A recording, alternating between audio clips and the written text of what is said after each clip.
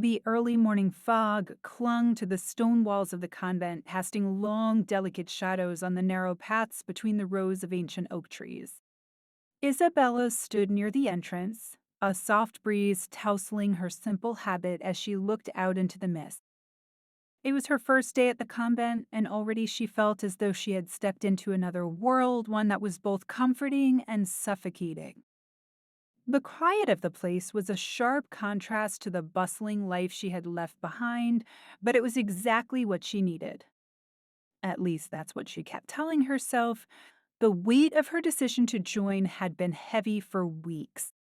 The life she had once known filled with fleeting friendships, reckless adventures, and a nagging sense of emptiness felt distant now. Here in the convent, there was order, there was discipline, there was a chance for redemption, or so she believed. But as she walked deeper into the convent's grounds, her resolve began to waver. The nuns, with their quiet smiles and measured steps, seemed so sure of their place in the world, while she felt utterly lost. Her mind wandered to the days she had first learned about the convent. A place for women who sought solace or a renewed purpose, it had promised peace and clarity, a retreat from the chaos of the world. Isabella had taken the vows with a clear heart, determined to purge herself of the guilt and confusion that had plagued her for years. Yet, as she passed through the convent's gates, she couldn't help but feel that her choice had not been entirely her own. There had been pressure from her family, pressure to conform to something she never truly understood. Her thoughts were interrupted by the sound of footsteps behind her. Turning, she saw a young woman approaching. She was unlike any of the others Isabella had seen so far, dressed in a simple white gown. Her expression was open, unguarded, almost challenging. "Good morning," the woman said, her voice warm but laced with something else, something bold, a hint of mischief. "I don't think I've seen you around before. Are you new?" Isabella nodded, a small smile tugging at her lips. "Yes, I just arrived." The woman stepped closer, her eyes narrowing with curiosity. "I'm Celeste," she said, extending her hand. "I'm afraid I might be the one to show you just how strange this place really is." Isabella hesitated for a moment, then shook her hand, feeling an unexpected rush of energy pass between them. Celeste's grip was firm, her touch almost too familiar. Isabella quickly pulled her hand away, unsure of why she felt a slight flush creeping up her neck. Strange. Isabella asked, trying to regain her composure. "I thought it was supposed to be peaceful." Celeste laughed softly, a sound that seemed to ripple through the air like a quiet storm. "Peaceful? Oh, I suppose that's one way to describe it, but there's a lot more going on beneath the surface. You'll see." Isabella felt an unease rise in her chest, though she couldn't explain why. There was something about Celeste's presence, something magnetic, drawing her in while at the same time making her want to retreat. Celeste's gaze held hers, not with judgment, but with a knowing look, as if she had seen things that Isabella herself had not yet begun to understand. "I'm not sure I follow," Isabella said, trying to keep her voice steady. "What do you mean?" Celeste gave her a slow, enigmatic smile. "You'll find out soon enough." She turned, her light steps barely making a sound on the gravel path. "But don't worry, I'll be around. We'll have plenty of time to talk." As Celeste walked away, Isabella stood still for a moment, watching her disappear into the mist. There was something unsettling about their brief encounter, something that made Isabella's heart race and her thoughts swirl. She had only just arrived, yet already she was questioning everything. That night, as Isabella lay in the small room assigned to her, she couldn't shake the feeling that something was wrong. The air in the convent felt thick, oppressive, despite the stillness outside. She turned restlessly in bed, her mind returning to Celeste. Who was she really? The question nagged at Isabella, persistent and urgent. Celeste seemed so confident, so free. It was as if she belonged here more than anyone else, more than the quiet, obedient nuns who moved through the convent like shadows, blending into the walls and never speaking above a whisper. But Celeste was different. There was a fire in her, a boldness that Isabella couldn't ignore no matter how hard she tried. And that boldness had unsettled her. The following days were a blur of prayers, lessons, and silent meals, but Isabella found her mind constantly drifting back to Celeste. They crossed paths often, Celeste always offering a smile, a word, a glance that seemed to hold 1,000 unspoken things. They spoke more as the days passed, sometimes in the garden, sometimes during the rare moments when they were both allowed outside to walk. Isabella was torn. Part of her felt comforted by Celeste's presence, as though she were a link to something she had long forgotten, something wild and untamed. But another part of her, a more cautious part, recoiled from the intensity that radiated from Celeste. There was a darkness in her eyes, something that Isabella couldn't quite name, but that felt all too familiar. On one such afternoon, as they sat together in the convent's small chapel, a hush falling over them as the bells rang softly in the distance, Isabella found herself gazing at Celeste in a way she hadn't before. There was a grace to her, an ease in her posture that made Isabella feel clumsy in comparison. And when their eyes met, for just a fraction of a second, there was a spark, something electric that passed between them. Isabella quickly looked away, heart pounding in her chest. She couldn't explain it. It wasn't just the physical attraction she felt, though that was undeniable, it was something deeper. Something dangerous. The chapel doors creaked open, and Mother Superior entered, breaking the spell. Isabella sighed quietly, her heart still racing as she watched Celeste stand, her eyes twinkling with something that Isabella could not yet understand. Later that night, as she lay in bed, the events of the day replayed in her mind. Celeste's presence, her words, her touch, it was all beginning to feel like a tangled web, one she wasn't sure she could escape from. Isabella had come to the convent seeking peace, seeking salvation. But now, in the quiet of her room, she realized that she might have been running towards something far more complicated than she had ever imagined. And deep inside her, a part of her wondered if she was truly ready to face whatever it was that Celeste had begun to awaken in.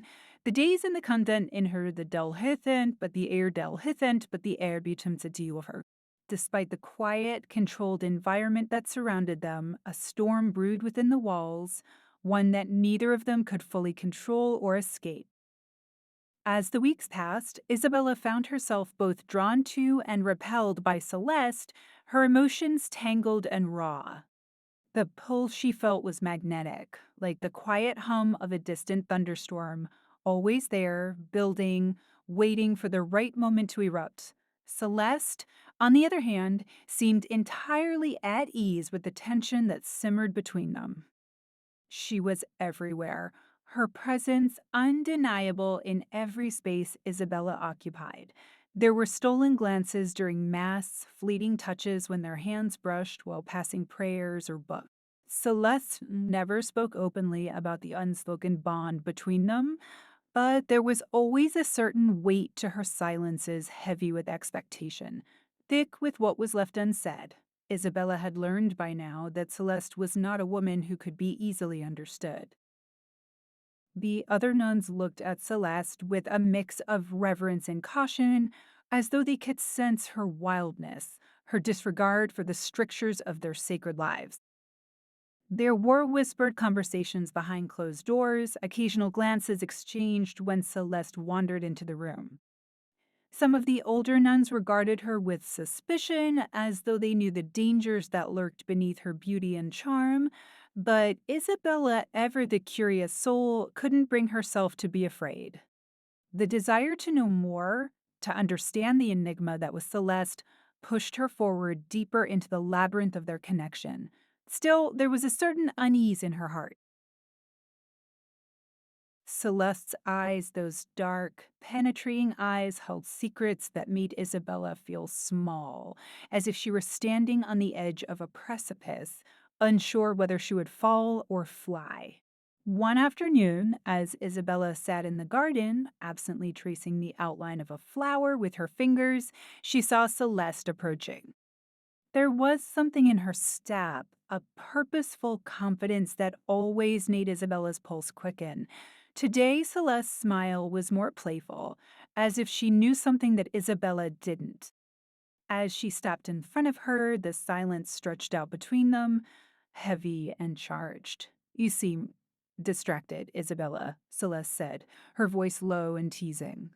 Her voice low and teasing. "Something on your mind?" Isabella looked up, startled by the question, and for a moment she considered telling Celeste everything, the confusion, the turmoil that churned inside her, but the words caught in her throat.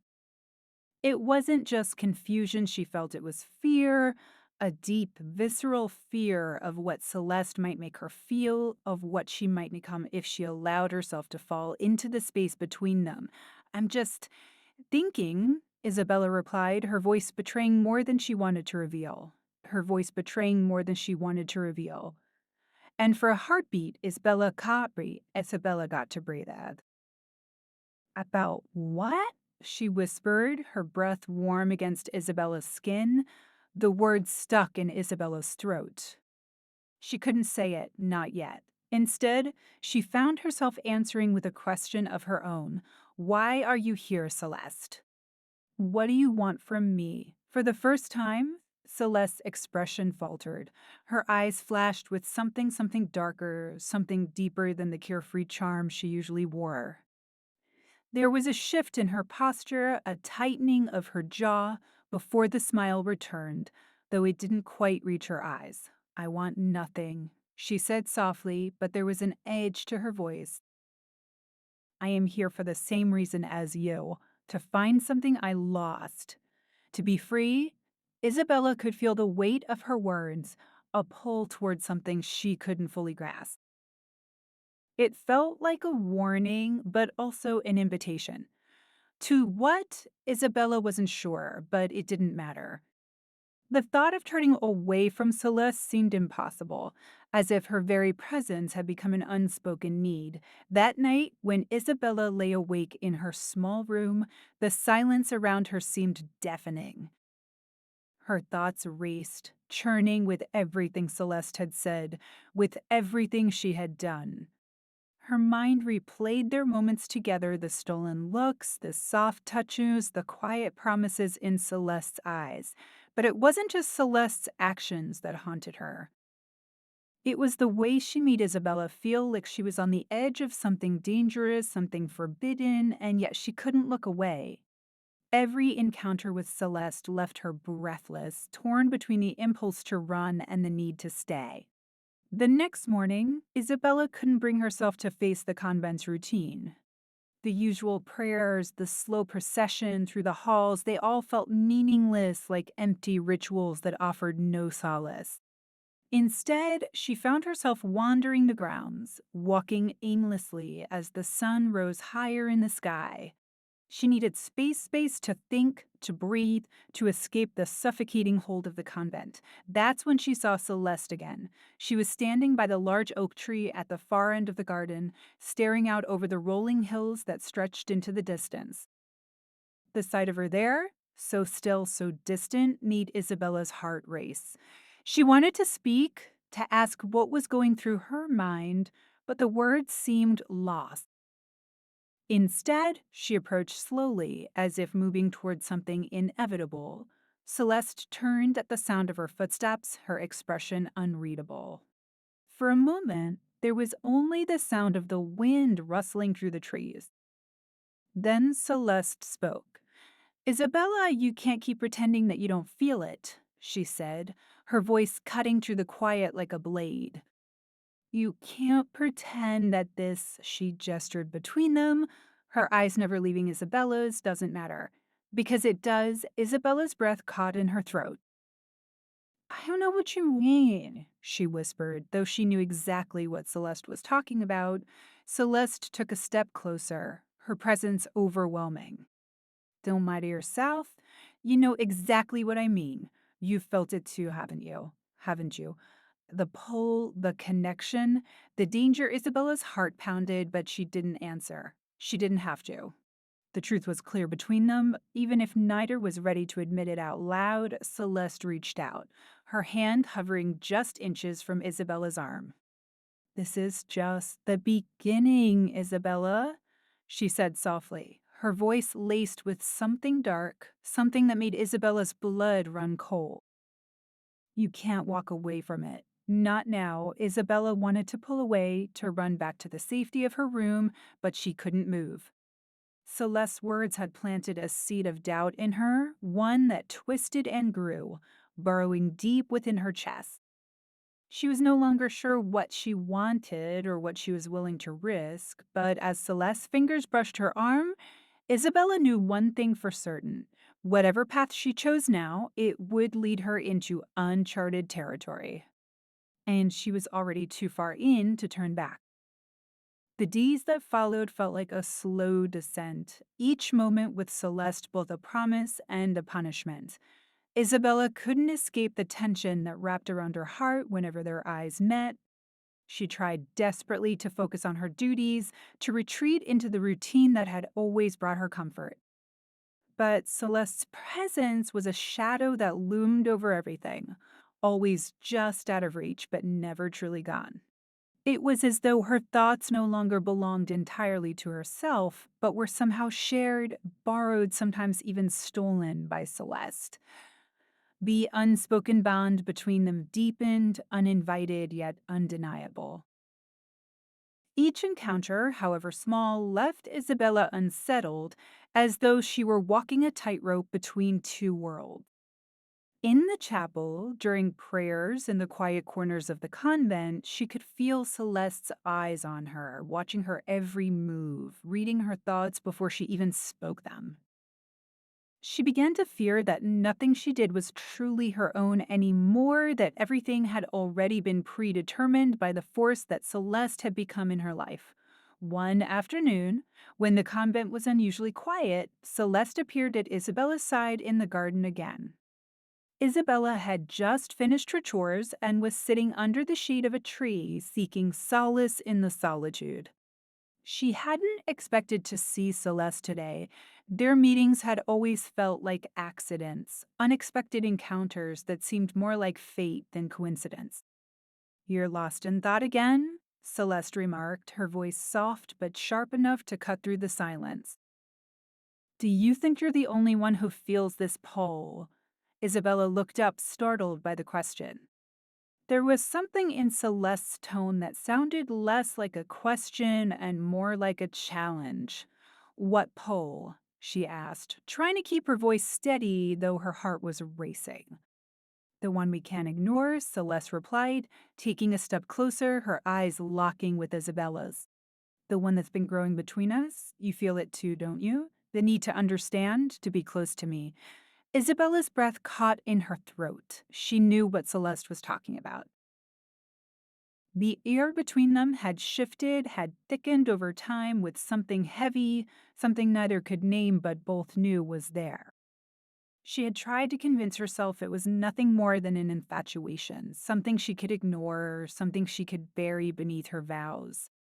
But deep down, Isabella knew that the feelings Celeste stirred in her weren't so easily dismissed. "I don't know what you want from me," Isabella said, the words tasting foreign on her tongue. Words tasting foreign on her tongue.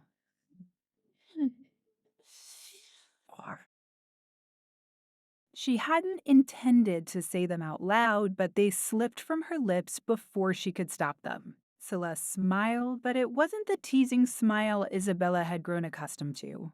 This one was softer, more knowing, as though she were savoring some unspoken victory. "I want you to stop pretending, Isabella. Stop pretending you don't feel what I feel. Stop pretending that you can walk away from this." Isabella shook her head, though her mind screamed in protest.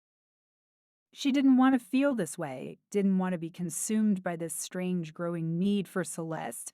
But the truth, the deep, aching truth, was that she was already in too deep. She couldn't escape it anymore, no matter how much she wanted to. "Why are you doing this?" Isabella asked, her voice shaking now. Why are you trying to make me feel things I shouldn't feel?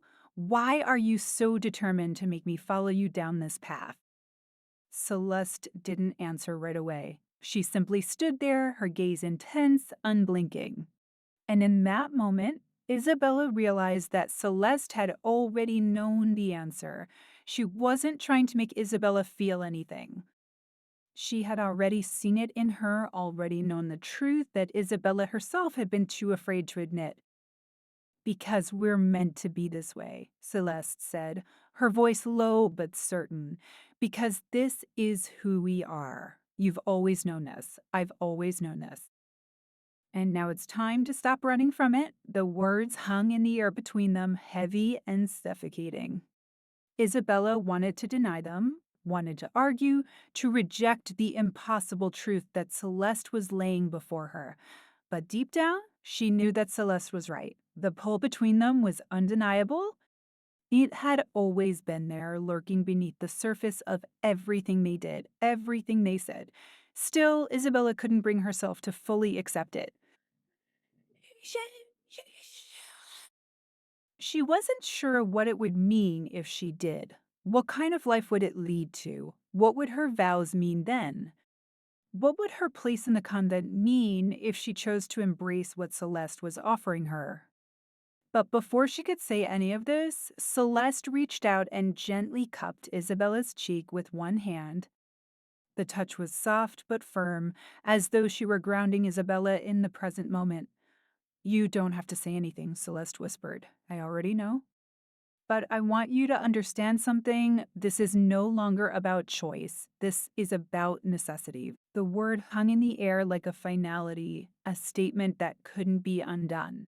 Isabella's heart thudded in her chest as she stared into Celeste's eyes, and for the first time, she realized how deeply she was already entangled in Celeste's web. She didn't know what the future would hold, but she knew that nothing would ever be the same again. There was no turning back now, no way to undo what had already been set in motion. But as she stood there, facing Celeste, facing the abyss that seemed to open up between them, something inside her stirred, a quiet voice that urged her to act. For the first time in what felt like forever, Isabella chose to listen. Without thinking, without fully understanding what she was doing, she stepped forward, closing the distance between them. The kiss, when it came, was soft and hesitant at first, like two hesitant souls reaching out for something they didn't fully comprehend. But as their lips met, it was as though something broke open inside of Isabella, a dam that had been holding back everything she had tried so hard to deny. She had never felt anything like it, this rush of desire, of need, of something that transcended words, transcended logic. It was then that Isabella realized what she had been running from. She had thought she could outrun her feelings, her desires, but Celeste had been right. This wasn't something that could be avoided or pushed aside.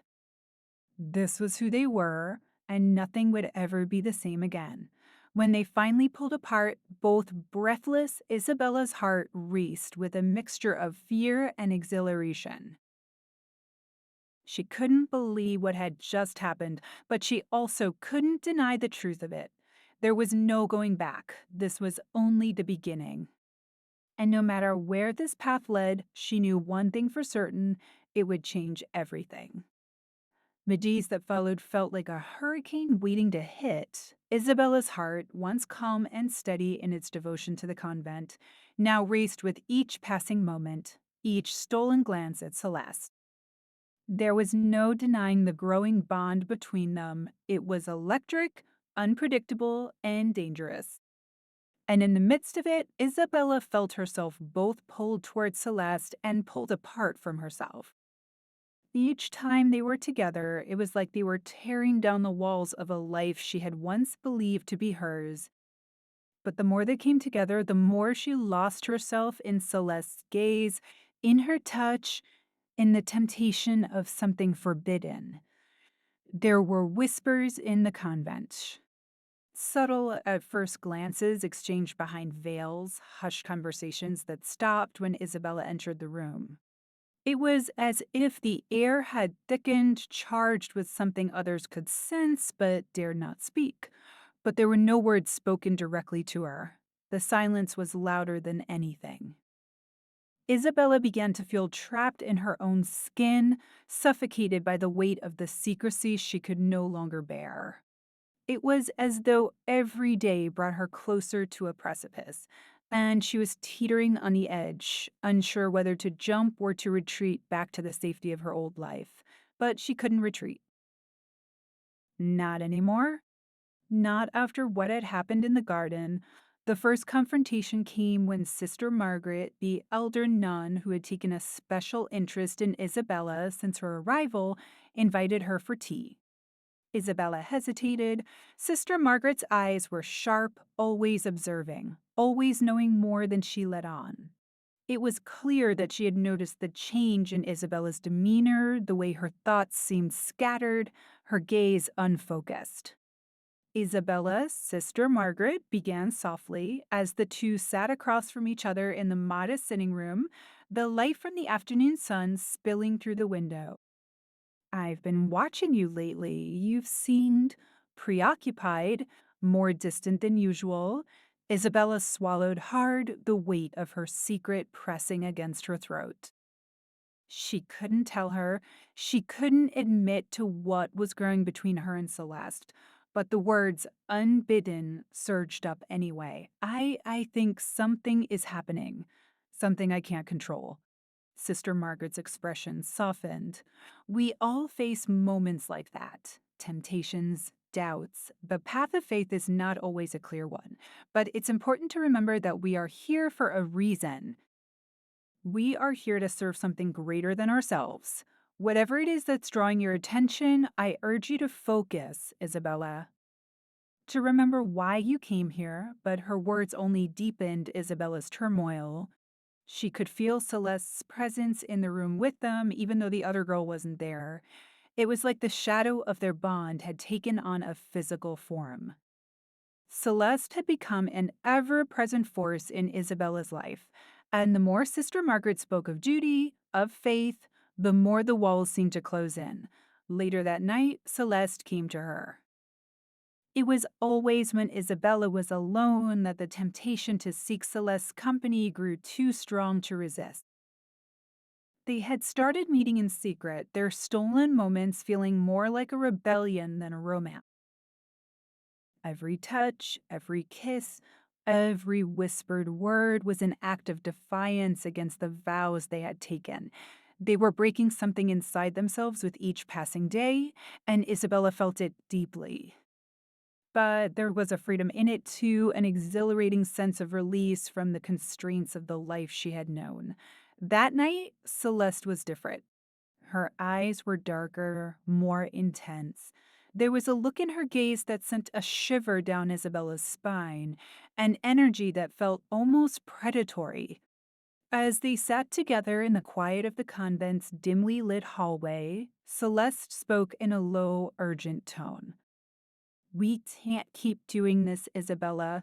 You know we can't. They will find out. The convent will tear us apart if they ever discover what's between us. Isabella felt the truth of Celeste's words in her chest, like a cold stone pressing against her heart. It had always been there in unspoken truth, but hearing it spoken aloud made it real. The danger wasn't just an abstract concept anymore. It was right in front of them, waiting to explode. I don't care, Isabella whispered, the words trembling as they left her lips. I don't care if they find out.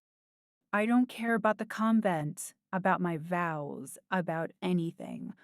All I care about is you. Celeste's eyes softened, and she reached out to take Isabella's hand in hers. But there was no tenderness in the gesture this time. It was possessive, urgent, like a hand that knew it was losing its grip. We can't stay here forever, Celeste murmured, her lips brushing against Isabella's ear. The world will never accept us. And we can't hide forever.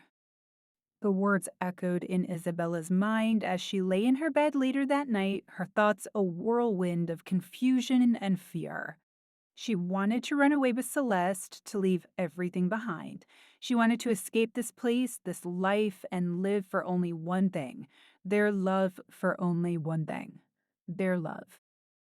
But she knew the consequences. She knew the risks, the shame, the guilt, the betrayal. The next morning, as the bells tolled for morning prayers, Isabella felt the weight of her decision pressing down on her. She had to act. If she stayed, it would destroy them both. She knew she couldn't keep pretending to be someone she wasn't. Not anymore. She met Celeste in the garden, the sun barely touching the horizon. The air was thick with anticipation, with unspoken promises. "We have to go," Isabella said, her voice steady but filled with a quiet desperation. "We can't stay here. I can't stay here. I can't stay here." Celeste looked at her with a mixture of disbelief and longing. For a moment, neither of them moved. Then, as if the world had shifted and nothing was the same anymore, Celeste nodded. "Then let's go," she whispered, her voice like a vow. But even as they walked away from the convent, Isabella felt a growing sense of dread clawing at her insides. The deeper they ventured into the unknown, the more she realized there was no escaping the consequences of their actions. They had crossed a line, and there was no turning back. They had broken something precious, something sacred, and now they would have to live with the cost as they reached the gates of the convent, their hands still clasped together. Isabella couldn't shake the feeling that they were leaving more than just the nunnery behind. They were leaving their past, their future, their very identities. And the weight of that loss pressed down on her with every step they took into the unknown. The weeks that followed their flight from the convent were a blur of uncertainty. Isabella had no idea what she had expected from their escape, but the reality was much harsher. The world outside the convent was vast and indifferent, a sharp contrast to the small, predictable life she had left behind. They found shelter in an isolated town on the edge of nowhere, a place where no one knew them, where they could be hidden in plain sight, or so they thought. At first, it was everything they had hoped for. They were free, no longer bound by the rules of the convent or the suffocating expectations that had haunted them for so long. Every moment spent with Celeste was a small rebellion, a stolen joy. They could be together without the constant fear of being caught, of being torn apart. But the freedom they had longed for began to feel like a cage in its own right. Isabella quickly realized that escaping the convent was one thing. Living in the outside world was something entirely different. They had no money, no support, and no clear plan for what would come next. The world wasn't kind to those who lived in the shadows, and for the first time since their escape, Isabella felt the weight of her decision pressing on her chest. The life she had left behind, though harsh and confining, had at least been predictable. Here, there was only uncertainty. Celeste, however, seemed different. She was more confident, more alive in this new world. She found work easily, using her charm and beauty to secure jobs in the local community. She quickly adapted to life outside the convent, throwing herself into the new challenges with an energy that made Isabella both envious and awed. Celeste seemed to have the uncanny ability to make herself fit into any space, to become a part of any world she entered, whereas Isabella felt like a ghost in every room. But the cracks in their relationship began to show. Celeste's growing independence and her easy integration into the world they had escaped to begin to feel like a betrayal to Isabella. Celeste had always been the stronger one, the one who had led them out of the convent, but now it felt like she was leaving Isabella behind. The distance between them was no longer physical, it was emotional, subtle, but suffocating. Isabella had once seen Celeste as her anchor, but now she felt adrift, alone even when they were together. It was during one of their late night conversations that the truth came out. They had been sitting on the small porch of the shabby house they had rented, the moon casting a dim light over the cluttered yard. The conversation had started innocently enough, but it soon spiraled into something far darker. Isabella, Celeste said quietly, her voice barely a whisper against the hum of the night air, do you ever wonder what we're doing here? What we've given up for this? For us, Isabella's heart skipped a beat. She had felt it, that sense of doubt creeping in, but hearing it spoken aloud felt like a betrayal. She had left everything for Celeste, for the love they had shared in secret, for the promise of something real, something tangible. What do you mean? Isabella's voice trembled. Though she fought to keep it steady, Celeste didn't meet her eyes. Instead, she stared out into the darkness, her fingers tracing the edge of the chair she sat on. I mean, do you ever wonder if we're just running away? Maybe we've been running from ourselves all this time. Isabella felt a cold shiver creep down her spine. The words felt like a blade, cutting through the fragile web of hope she had clung to. What are you saying? Celeste turned to look at her then, her eyes filled with something that looked like regret, or maybe something darker. I'm saying maybe we've made a mistake. Maybe we're not meant to be together.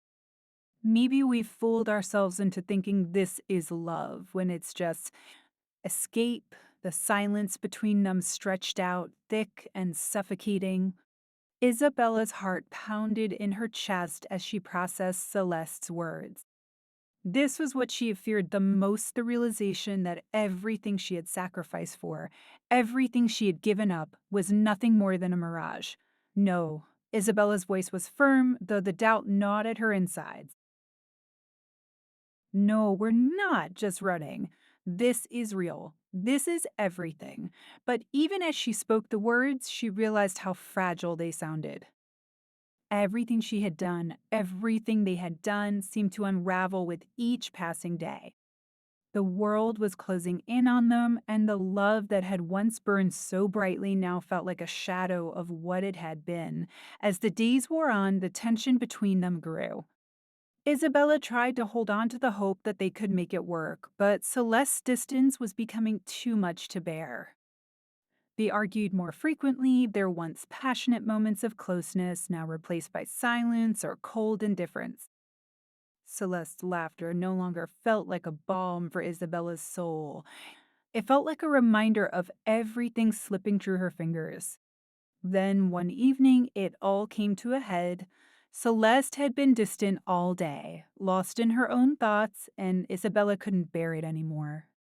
She confronted Celeste in the dimly lit room they shared, her voice trembling with a mixture of anger and desperation. Why are you doing this? Isabella's voice cracked.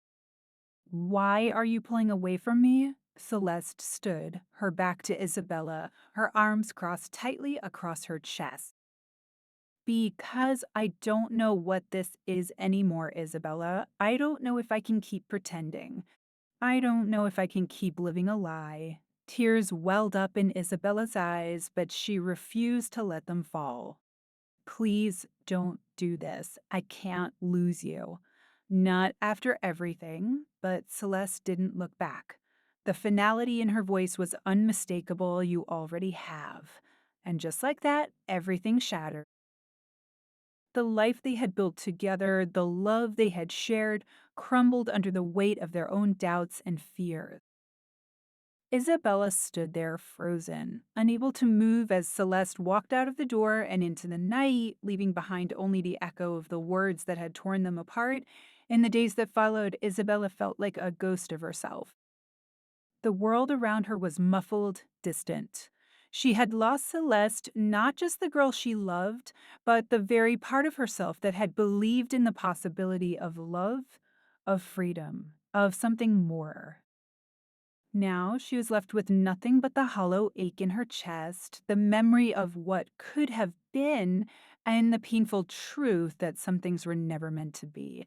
As she sat alone in their small, empty house, Isabella finally understood. She had been running all along, not from the convent, not from the world, but from the truth. The truth that love, in all its forms, could be a beautiful lie. And sometimes the hardest thing to accept was that some stories didn't have a happy ending. And so, as the sun set over the quiet town, Isabella let the silence wash over her. The echoes of the past faded, and she was left alone in the stillness, facing the unknown future and the painful, lingering question of what might have been. But for the first time, she was no longer afraid.